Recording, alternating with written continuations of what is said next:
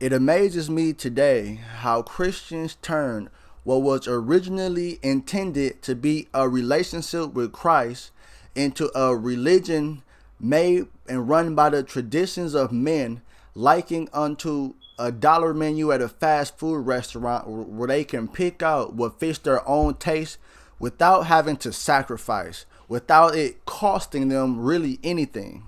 We exchange the proximity and the power of a true relationship with Christ in order to have convenience and comfort in the modern world among worldly men and women.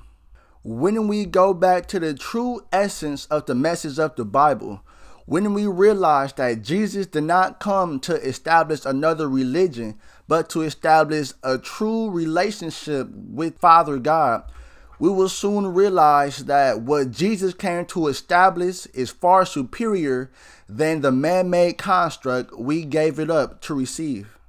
The modern day church system is likened unto the Pharisaical and the rabbinical system of Jesus' time, which is the very systems that he came to abolish. What I mean by this is that the church puts undue pressures, undue restrictions, and undue burdens on believers, stretching them to go beyond what they might be ready for and trying to get people who can only handle spiritual milk to go and bite into spiritual state and try to swallow concepts that they're not ready to internalize or they're not ready to spiritually digest. There's an old saying that says the journey of 1,000 miles starts with the first step.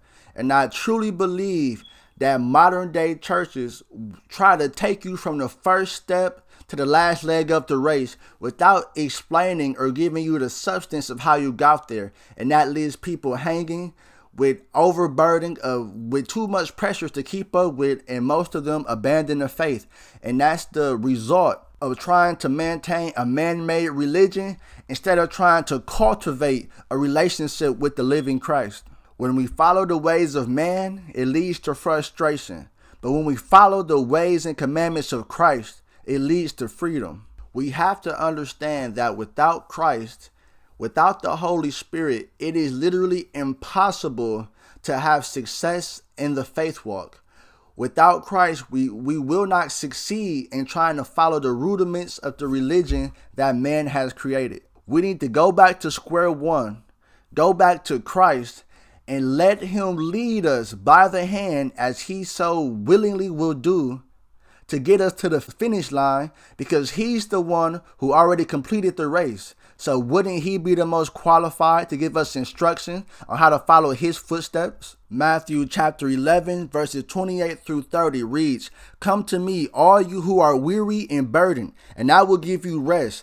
Take my yoke upon you and learn from me, for I am gentle and humble in heart, and you will find rest for your souls. For my yoke is easy and my burden is light." If you're in the Christian faith walk and you find out that your burden is not easy and that your yoke is heavy, if you find yourself fumbling trying to keep up with all the rules and regulations, you have to consider that maybe you fell into the common trap of following the rules of men instead of cultivating the relationship with Christ.